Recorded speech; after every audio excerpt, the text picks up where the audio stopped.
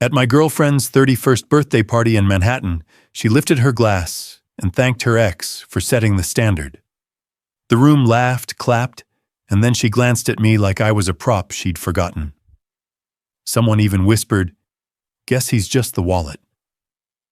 They had no idea that before the summer ended, I would turn that entire world of champagne and applause into a quiet stage for the most brutal revenge they'd ever witness. If you were my age, would you have stayed calm in that moment? I'd love to read your take in the comments. I'm Ethan Miller, 36.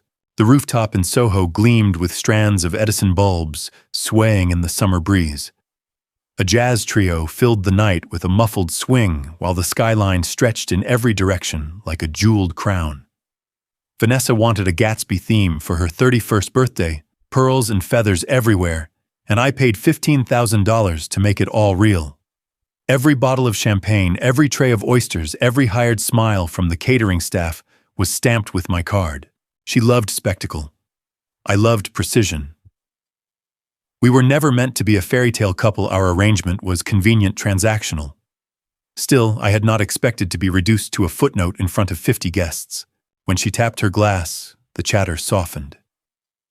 She looked radiant emerald satin, hugging her figure hair, pinned with vintage clips, that wide, camera-ready smile. I thought she'd give a routine toast, thank the friends, thank the man who hosted Move On. Instead, she cut deep. To Adrian, she declared, her voice gliding across the crowd, for showing me what I truly deserve, for setting the standard. The applause was instant, a roar bouncing off the brick walls of Soho. My name came after almost an afterthought. And Ethan, thank you for the party. That was it. My contribution was reduced to dollars and logistics. Tiffany, her closest friend, shot me a smirk, as if this was an inside joke between them. Guests laughed, clapped again. Adrian wasn't even in the room, but his ghost stood taller than I did. I didn't react. No slammed glasses, no raised voice. I simply let the night roll on, holding my champagne steady. Years in politics had trained me never reveal emotion, never give the crowd a headline you don't control. Inside, though, I felt the shift. The same spark I'd felt when a rival campaign dropped a smear ad when the press circled like vultures. That rush meant the game had changed. Later, as the party dwindled and feathers from flapper headbands littered the rooftop floor, I stayed behind to help the staff clear glasses. Vanessa disappeared with her friends, still laughing, still glowing in the aftermath of her performance. Alone at the long banquet table, I placed my glass down, loosened my tie, and stared at the city lights. The humiliation wasn't just personal, it was strategic. She had chosen a stage, chosen an audience, and chosen to cast me as a fool. But campaigns are won not by the first insult, but by who controls the story in the end.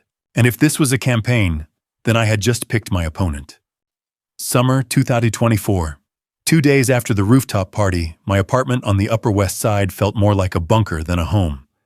The city outside kept humming sirens on Broadway horns at Columbus Avenue, but inside the only sound was the faint hum of my laptop cooling fan. Vanessa was out with Tiffany brunching or shopping, keeping up appearances. That gave me time. And time for a strategist was oxygen. On my desk, I laid out the first pieces of my opposition research. Not campaign leaflets this time, but credit card statements, pages of them stacked high, each transaction a line item in her carefully crafted lifestyle. One dinner at a Tribeca bistro, $750. Spa weekends in the Hamptons, $450 a session. Designer rentals, car services, wine deliveries. The numbers added up fast, all running through my account. I highlighted line after line, color-coding them, like I used to mark polling data: red for indulgence, blue for travel, green for show. The pattern emerged easily. Vanessa's life wasn't effortless, it was subsidized. She had always talked about independence, about being her own woman, with a trust fund that covered the basics. But the trust fund only stretched so far. The real luxuries, the curated dinners, the gallery invites, the private tables, those came out of my pocket. I leaned back, staring at the mess of papers. In politics, numbers never lie. They can be twisted, spun, reframed, but in the end, they reveal who really has power. That's when I opened another folder on my laptop, the file for Adrian Walsh. A week earlier, before the party, I had considered him background noise. Now he was my benchmark, my opponent's chosen standard. And no strategist ignores the benchmark. I typed a short message to a freelancer I trusted, someone who had done digital forensics during the last Senate race. Nothing illegal, just digging into what was already there, connecting dots others missed. Pull me a profile. Social media patterns, financial trails, old press mentions. I need the full picture. 2 days. He replied within minutes. Understood. Sending initial scan tomorrow. I closed the laptop and rubbed my eyes. For most people, heartbreak meant crying or arguing. For me, heartbreak meant spreadsheets and sourcing. It meant turning a humiliation into a campaign plan. By evening, Vanessa breezed into the apartment, shopping bags, dangling perfume trailing behind her. "How was your day?" she asked casually, as if the rooftop hadn't happened, as if nothing had shifted. "Productive," I said without looking up from the papers. She didn't press further. She never did. After she disappeared into the bedroom, I spread the statements back out across the table. Numbers stared back at me like silent witnesses. The evidence wasn't explosive yet, but it was a foundation. And every campaign started with a foundation. That night, my phone buzzed. A new message from the freelancer. "Got something you'll want to see." I stared at the screen, my pulse steady but sharp. The first crack had appeared. It was 1 week after the rooftop humiliation, when I finally sat across from the freelancer. The cafe was in Brooklyn, tucked between a thrift shop and a record store. The kind of place where every table had a laptop and every customer wore headphones like armor. The smell of burnt espresso clung to the air, and the hum of conversations mixed with the hiss of the milk steamer. I liked this place because it was anonymous. You could talk strategy, and no one would look up. I arrived 10 minutes early, ordered a black coffee, and took the corner table. The freelancer slipped in quietly. He was younger than I expected, maybe late 20s, wearing a hoodie even in the July heat. He dropped into the chair opposite me without ceremony, slid a plain USB drive across the table, and tapped it twice with his index finger. "Everything you asked for," he said. His voice was low, careful. I looked down at the small piece of plastic. Campaigns, marriages, reputations, they could all pivot on something this small. "Summarize," I said, wrapping my hands around the warm coffee cup. He leaned forward, elbows on the table. Adrian Walsh. Public image flawless. Tech founder panels at conferences, Instagram, full of rooftop views and handshakes with venture capitalists. But behind the curtain, not so pretty. He's leveraged to the bone. Creditors circling. Private messages hint at, let's say, questionable behavior. Nothing illegal that I could pin down, but enough to crack the surface. I sipped my coffee, letting the bitterness settle on my tongue. Details. He opened his laptop and turned it toward me. Folder after folder appeared, screenshots, spreadsheets, bank records from public filings, archived social posts Adrian had deleted, but not fast enough. One document caught my eye, a chart of outstanding debts tied to shell companies. Another, direct messages to someone half his age, too familiar, too desperate. The freelancer's voice was steady, clinical. He's been selling the image of a self-made success, but most of his wealth is smoke. The apartments, the cars, the trips, they're financed with borrowed money. And his visionary startup, a treadmill of fundraising rounds, each one covering the last. If the market dips, he's done. I leaned closer, scanning line after line. The perfect ex Vanessa idolized was nothing more than a carefully polished mask. That mask had cracks, and I now had the angles to pry them open. For a moment, I imagined the gallery of faces at Vanessa's birthday, clapping and laughing while she toasted Adrian's standard. They worshipped an illusion, and I knew illusions better than most. Campaigns are built on them, crafted images, talking points, sound bites. But every illusion had a cost, and Adrian's was about to come due. The freelancer slid a manila envelope across the table. "Hard copies in case you need them. I suggest you don't sit on this too long. Men like him are good at cleaning their footprints once they sense someone watching." I nodded. "You'll get your payment tomorrow." He stood, zipped up his hoodie, and disappeared into the flow of the cafe crowd. Just another laptop warrior blending into the noise of the city. I sat alone with the envelope and the USB, staring at them like they were unexploded ordnance. Outside, the traffic on Flatbush Avenue roared, a constant reminder that the city kept moving no matter who stumbled. I slipped the USB into my pocket, left cash on the table, and stepped into the sunlight. Back at my apartment, I cleared the dining table and spread the documents like a surgeon laying out tools. Credit card statements, public filings, screenshots of messages, photographs from parties Adrian wanted forgotten. It was all there, every piece of his carefully woven tapestry starting to unravel. Vanessa came home late that night chattering about a gallery preview with Tiffany. She didn't notice the papers, didn't ask why I was hunched over them with a highlighter in hand.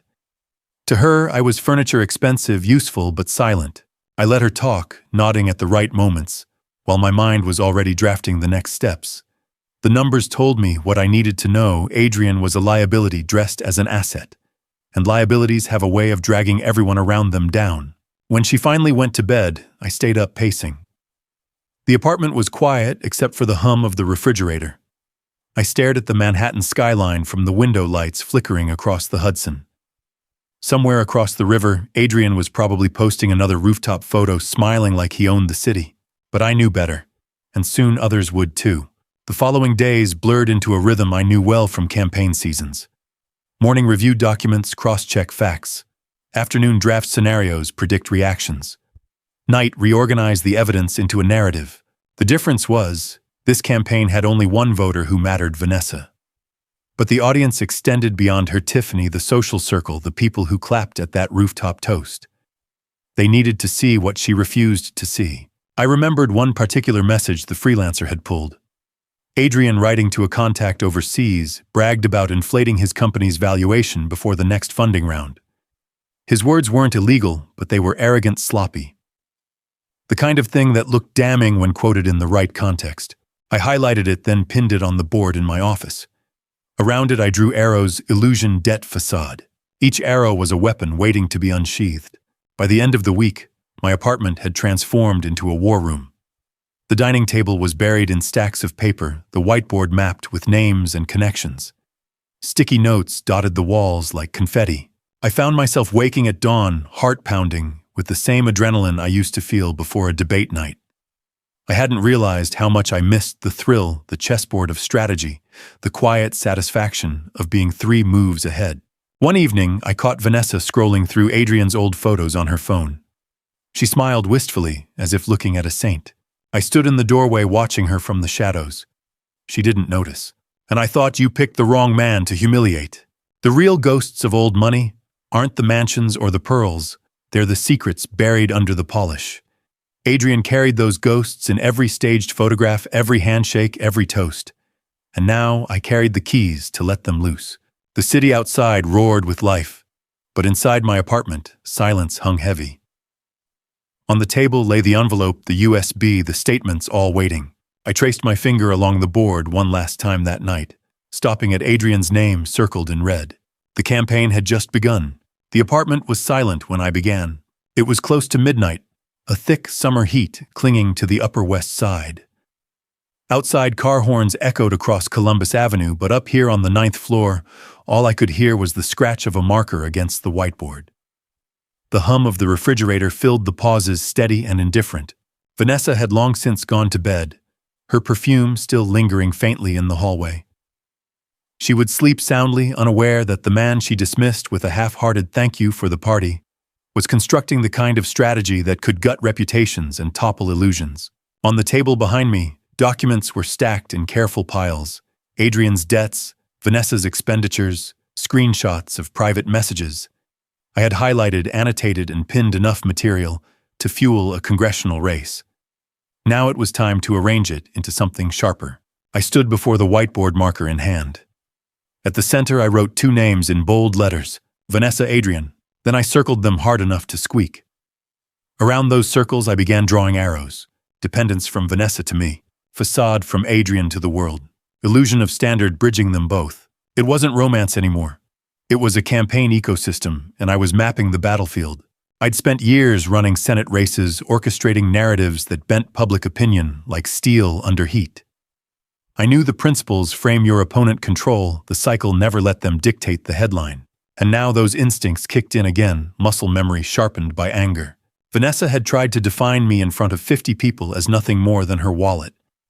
Adrian was her benchmark, her golden idol. Fine. I could live with being defined, but I would make sure everyone else redefined them. At the top corner of the board, I wrote one word in block letters: objective.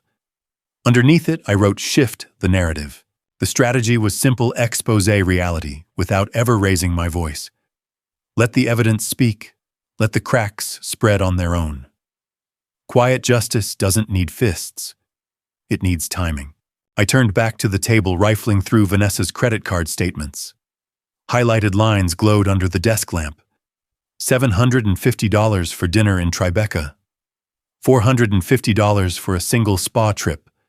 Hundreds for vintage dresses rented for one-night appearances. I added sticky notes: unsustainable, subsidized, show, not substance. Next. Adrian's file. The freelancer's screenshots painted a different kind of picture. A man smiling on stage at a tech conference while privately juggling creditors, inflating valuations, slipping into private messages he wouldn't want on a projector screen. I pinned one message to the board with a magnet. His words: keep numbers vague. Confidence matters more than math. Under it, I wrote in red standard.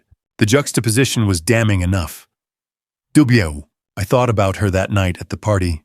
Glass lifted high eyes, sparkling with the thrill of applause. She believed she was curating an image, the glamorous woman adored by her circle, tied to the golden memory of Adrian, while enjoying the benefits of my wallet. What she didn't see, what none of them saw, was how fragile that image was. It relied on silence, on me playing along, and I was done playing. I broke the board into phases, just like a campaign calendar. Phase 1, research already complete. Phase 2, build narrative. Phase 3, release evidence. Phase 4, let fallout spread. Under each phase, I wrote tasks. Phase 1 had checkmarks, statements, debts, screenshots. Phase 2, organize data into a story. Identify pressure points, gallery openings, brunch tables, casual conversations where truth slipped louder than a speech. Phase 3, select timing. Never all at once, always incremental. Phase 4, withdraw, let the silence speak, watch them scramble. I felt adrenaline surge as the board filled arrows crisscrossing like veins. This was the rhythm I knew best, taking chaos and bending it into a message. I poured a glass of water and sat back down. The lamp lit half the room, leaving the rest in shadow. My reflection in the window looked older, sharper. 36 felt heavier than it had a week ago. For a moment, I asked myself if I was going too far. If maybe I should walk away, let Vanessa bask in her illusion. But then I heard it again, clear as the night she said it. To Adrian for setting the standard. The crowd laughing. The whisper, guess he's just the wallet. No, this wasn't about walking away. It was about restoring balance. From down the hall, I heard the faint creak of the bed. She stirred, but didn't come out. She had no idea I was sketching battle lines in the next room. To her, I was still the silent provider. I looked back at her name on the board. Around it, I wrote the words, perception, audience, dependence. Every campaign had a candidate, a message, and an audience. Vanessa thought she was the candidate. Adrian thought he was the message. The audience was their circle, their social stage. What they forgot was the strategist. And that was me. It was near 2 a.m. when I capped the marker and stepped back. The board was crowded now, names, arrows, sticky notes, quotes, numbers. A battlefield map ready for war. I felt that old rush again, the one I thought I had left behind after the last Senate race. The rush of knowing you're not just reacting, you're steering. I whispered it aloud, a mantra to the empty room. The campaign has officially launched. The words hung there sharp as a blade. I turned off the lamp, leaving the board glowing faintly in the dark from the streetlights outside. The city never slept, and neither did strategy. Vanessa would wake tomorrow, scroll through Adrian's photos, sip her latte, and think the world was steady. Adrian would post another rooftop shot, flashing the smile of a man who believed his debts invisible. Tiffany would continue to sneer, convinced she understood the game. None of them knew that the board already had their names circled in red. And I intended to win. By mid-July, the city was sweltering. The kind of heat that made the pavement shimmer and turned the subway into a furnace. I met Vanessa and Tiffany at a brunch spot in Tribeca, a place with marble tables and tall glass windows designed for photographs more than comfort. The price of a mimosa was almost laughable, but the room was full proof that spectacle sells better than substance. Vanessa was already seated when I arrived, wearing oversized sunglasses and a silk dress that looked borrowed rather than owned. Tiffany leaned in close to her, whispering something that made them both laugh before they noticed me. I kissed Vanessa on the cheek, took my seat, and listened. The conversation was theater. Vanessa regaled the table with stories of her birthday party, describing the rooftop as if it had been a stage production, not a gathering I had paid $15,000 to host. She mentioned Adrian 3 times in the first 10 minutes, all in glowing terms. How he had once surprised her with a trip, how he had taught her to expect more, how his standards still guided her choices. Her friends nodded, sipping their drinks, eyes wide with envy. I sat silently buttering my toast, letting their words wash over me like background noise. Inside, I was cataloging each sentence, each slip of the tongue, another data point for the board back in my apartment. One friend finally asked, "And Ethan, he's been good to you, right?" Vanessa smiled almost too quickly. "Of course. He takes care of things. Reliable." She said the word like it was a synonym for boring, and Tiffany smirked into her glass. Reliable, wallet, footnote. I felt the labels stack like bricks, heavy but strangely useful. Because labels can be reframed, and reframing was my specialty. I excused myself to the restroom halfway through the meal. In the dim light of the hallway, I pulled out my phone and scrolled through the photos the freelancer had sent Adrian at a party, eyes glazed, drink in hand, his arm draped over someone he shouldn't have been with. Another shot, Adrian pacing outside a conference phone pressed to his ear, face twisted in anger. These weren't the images Vanessa worshipped. They were cracks in the facade. When I returned to the table, Tiffany was showing Vanessa something on her phone. They laughed again, high and sharp, and I felt no sting this time. Only clarity. They thought I was too quiet, too passive, too willing to fund their theater. What they didn't realize was that silence can be strategy. The check came and I paid it without complaint. $750 for brunch, an obscene number for eggs and champagne. Vanessa didn't even glance at the bill. She was too busy adjusting her hair for another photo, tilting her glass just so. On the cab ride home, she scrolled through social media, smiling at likes and comments. She didn't notice me taking notes on my phone, typing quietly, "Phase 2 starts tomorrow." That night in the apartment, I stood before the whiteboard again. The arrows and notes stared back at me, waiting for movement. I added a new line under Adrian's name, "Public Cracks," then under Vanessa's, "Obsessed with Perception." I drew a line connecting the two and wrote in red, "Target Stylewank's credibility." The room was hot, the fan barely cutting through the thick summer air. Sweat clung to my shirt, but my focus was sharp. I reviewed the files again, cross-referenced transactions, matched dates with Adrian's public appearances. Each connection strengthened the pattern. Each inconsistency widened the gap between their image and their reality. By midnight, the plan had shape. Phase 2 wasn't about confrontation. It was about planting seeds. A photograph shown casually at the right moment. A number mentioned offhand. A detail dropped in a conversation where it would echo later. It wasn't about shouting their flaws. It was about letting others whisper them. I sat back, sipping water, eyes on the skyline. The city glittered, indifferent. Vanessa slept down the hall, oblivious. She still believed her glamour was unshakable, that applause could drown out truth. But glamour is glass, and glass always cracks under pressure. I typed one final note before shutting off the lights. Tomorrow the campaign moves forward. The apartment no longer looked like a home. By late July, it had transformed into a war room, every surface consumed by papers, screenshots, and sticky notes. The dining table was buried under stacks of documents, my laptop open to spreadsheets, color-coded like a battlefield map. The whiteboard in the corner was crammed with arrows and circles, Vanessa and Adrian's names etched in thick red marker, surrounded by words like facade, dependence, audience. I closed the curtains tight against the sun and switched on the desk lamp. The glow carved the room into two halves, light for the evidence, shadow for everything else. Vanessa thought I was working on consulting projects for political clients, too dry for her to bother asking about. The truth was simpler. I was drafting their downfall. I spread Adrian's file across the table. Page after page revealed the pattern-inflated valuations debts hidden behind shell companies, personal messages dripping with arrogance. He posed as a visionary founder, but the numbers exposed him as a man running out of rope. His life was a performance financed with borrowed money, no different from Vanessa's glamour propped up by my card. One message in particular caught my eye. He had written to a junior employee, "Confidence matters more than math." Investors buy the story, not the truth. The line reeked of hubris of a man so convinced of his charisma that he thought gravity wouldn't apply to him. I pinned the printout to the whiteboard and wrote underneath it, "The Standard." Next came Vanessa's credit statements. I had sorted them into categories: dinners, spas, rentals, getaways. $750 for brunch. $450 for a spa weekend. Hundreds on designer gowns worn once tagged on Instagram, then returned. I highlighted each in neon yellow, the paper glowing like warning lights. I leaned back and studied the board.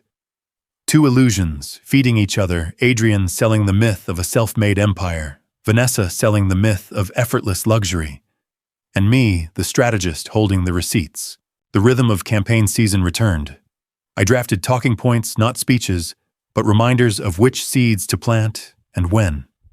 At brunches, at gallery openings, in passing conversations. Nothing overt. Just a mention, a glance at a photo, a casual, "Did you hear?" The truth didn't need to be shouted. It only needed oxygen. The air conditioner rattled weakly in the corner, failing against the heat. Sweat clung to my back, but my focus was razor sharp.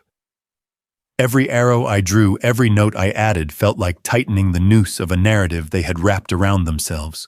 I pulled open a drawer and retrieved the envelope the freelancer had given me. Inside were the hard copies, screenshots, archived articles, financial filings. I laid them out carefully. These weren't just papers. They were weapons. And unlike fists or shouts, these weapons left no fingerprints. At 1 a.m, Vanessa drifted into the kitchen, half asleep, wrapped in a silk robe. She poured herself water, glanced at the table overflowing with documents, and raised an eyebrow. "Working late again," she murmured. "Always," I said. She smiled faintly, too tired to pry, and padded back to bed. She hadn't read a single page, hadn't noticed her own name underlined a dozen times in red. That was the thing about illusions, they depend on ignorance. When the door clicked shut behind her, I turned back to the whiteboard. I added a final header above all the arrows and notes, "Opposition file." The campaign structure was complete. I had the candidate, the message, and the audience. Vanessa and Adrian thought they were untouchable, the golden couple of whispered nostalgia and curated photos. They had no idea their lives were now a dossier in my hands. I capped the marker, stepped back, and surveyed the board. It looked like chaos, but it was order to me, a map of vulnerabilities, a script for quiet justice. "They think I'm background," I whispered to the empty room. "Let's see how they handle the spotlight." The first week of August, the air in Manhattan was heavy, like the city itself was waiting for something to snap. That night, the gallery opening in Chelsea buzzed with the same restless energy. Spotlights washed over the sidewalk, casting long shadows of guests lined up in sequined dresses and tailored suits. Inside, the walls were bare white, hung with canvases priced higher than most apartments. The wine was poured generously, though its quality didn't match the ticket price. Vanessa loved these events. She said they made her feel like part of something timeless, cultured. To me, it was just another theater. She glided through the room in a dress she'd rented, Tiffany at her side, laughing too loudly, posing too often. I followed a step behind, letting the crowd swallow me. That was fine. Background characters don't draw suspicion. Adrian was there too, of course. He always was. He arrived with his trademark smile, shaking hands, flashing the confidence of a man who thought applause was currency. Cameras loved him, and he loved them back. People whispered his name as if it carried weight, but I had something heavier than his smile, truth, waiting to be released. I moved carefully, like a campaign operative seeding stories before a debate. At the wine bar, I let a folded page from the opposition file slip into view. A guest beside me leaned over, curious. It was a screenshot of Adrian's words. Confidence matters more than math. I didn't need to explain. The guest chuckled, shook their head, and wandered off. That was enough. A whisper planted. Near the sculpture in the center of the room, Tiffany gushed about Adrian's startup being bulletproof. I raised an eyebrow, offered a quiet, "Funny, I heard investors weren't thrilled with the debt load." Then I sipped my wine and walked away. The pause in her laughter was all I needed. I showed a photograph to another couple casually, as if it were an anecdote. Adrian at a party, eyes unfocused, leaning on someone far too young. "Someone sent me this," I said with a shrug, didn't think it matched his panel speeches. Their expressions told me the seed had landed. I never raised my voice. I never accused. I simply let the evidence drift through the room like smoke. And smoke always finds the cracks. Across the gallery, Vanessa basked in attention, oblivious to the change in tone. I noticed people checking their phones, whispering after glancing at screens. A ripple of doubt was moving through the crowd, soft but steady. Adrian still smiled, but there was a stiffness to it now, a glance over his shoulder, a hesitation before his laugh. He felt it too, even if he didn't understand why. Tiffany caught my eye once, her smirk faltering when she noticed the way others were looking at Adrian. She turned back to Vanessa, whispering urgently. Vanessa waved her off, refusing to see. She was still chasing applause, blind to how quickly applause can turn into murmurs. I stayed near the exit, leaning casually against the wall, letting the whispers build. That was the art of quiet justice. You don't push, you don't demand. You reveal just enough, and then you let the audience do the rest. By the time I slipped out into the humid night, my phone buzzed with messages. Vanessa had noticed the shift at last. Her texts were frantic, demanding where I was, asking what I had done. I didn't reply. The gallery's glow spilled onto the sidewalk behind me, laughter and music muffled by the heavy air. Inside, Adrian's illusion was cracking. Vanessa's pedestal was shaking. Tiffany's smirk had vanished. I walked north toward the subway, the city humming around me. My campaign wasn't over, but tonight it had reached its climax. Sometimes the loudest revenge is silence. By the end of August, the city had started to cool. Not the weather, New York was still sticky and loud, but the fever of summer parties had broken. People moved differently, a little less glitter, a little more calculation. And in Vanessa's circle, the calculations had changed completely. I woke one morning to a string of unread messages. Vanessa's name filled the screen, each bubble more desperate than the last. "We need to talk. People are saying things. Did you do this? Why is everyone turning on me? Please call me." The timestamps stacked overnight, growing more frantic. I left them unopened. In the kitchen, I poured coffee and stood by the window. The skyline blinked with its usual indifference. Somewhere downtown, Adrian was likely retreating into silence, avoiding the social events where he once thrived. His debts had become whispers too loud to ignore, and the photo of him at that party had found its way into more hands than mine. The fallout had taken its course. I hadn't needed to lift a finger once the campaign launched. Truth has momentum if you give it the right push. That afternoon, I cleared the dining table for the first time in weeks. I stacked the papers, folded the sticky notes into a neat pile, and erased the whiteboard clean. The marker stains lingered faintly, ghosts of names and arrows, but the room looked ordinary again. I let it. The war room had served its purpose. Vanessa called twice that day. Both went unanswered. She left voicemails, her voice breaking between anger and pleading. "You don't understand, Ethan. They're avoiding me. Tiffany won't answer. Adrian won't return calls. People are saying I've been living off you. This isn't fair." Fair. That was the word she chose. I thought back to the rooftop toast, the laughter, the whisper, "Guess he's just the wallet." Fair had nothing to do with it. That evening I sat on the balcony with a fresh cup of coffee. The sun slid low, painting the Hudson in streaks of orange. Behind me, my phone buzzed again, but I let it vibrate against the counter until it stopped. I thought about everything I had done. No shouting, no public scene, no slammed doors. Just documents, photographs, whispers timed to land where they mattered most. A campaign executed without billboards or microphones, but one that changed the room just as surely. Inside the apartment, the air felt lighter without the clutter of files and maps. The silence was comfortable now, not heavy. I had ended a relationship and dismantled two illusions at once, hers and Adrian's. My eyes returned to the skyline, steady and bright. I wasn't angry anymore. I wasn't humiliated. I was finished. In politics and in love, the lesson is the same. If someone defines you as less in public, redefine the story. Quietly, permanently. The night Vanessa lifted her glass in Manhattan, she thought she was praising her past. In truth, she was writing her own ending.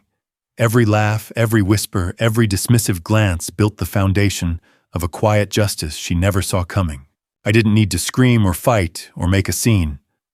I only needed to treat her world the way I treated campaigns, collect the evidence, build the story, and let it breathe. By the end of summer, Adrian's mask had cracked, her pedestal had collapsed, and the circle that once applauded turned away in silence. For me, the victory wasn't about humiliation. It was about balance, restoring the weight she had tried to strip from me in public. Quiet justice leaves no broken glass, only a silence that tells the truth louder than applause. If you've ever chosen patience over fury, I think you'll understand the satisfaction of watching illusions fall under their own weight. So tell me, have you ever seen someone who thought they were untouchable finally face reality? I'd love to read your stories in the comments. And if this tale resonated with you, consider subscribing for more.